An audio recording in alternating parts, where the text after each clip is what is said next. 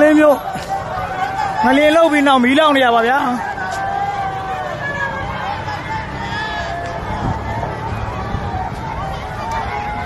မန္တလေးမြို့မှာ17 နာရီဝန်းကျင်လောက်ကမီးလောင်ပြီးတော့ငလျင်လုံးမှုဖြစ်သွားပြီးတော့ငလျင်လုံးမှုဖြစ်သွားပြီးမီးလောင်နေရဖြစ်ပါတယ်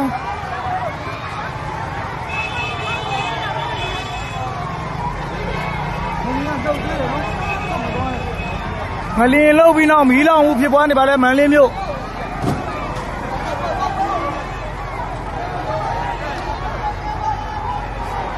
20ကမရှိဘူးလား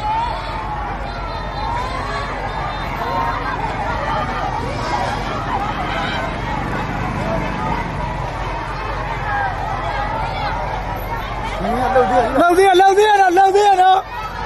ငလျင်လောက်သေးရတော့ထိုင်းနေလူကြီးရဲ့ကလေးတွေထိုင်းနေ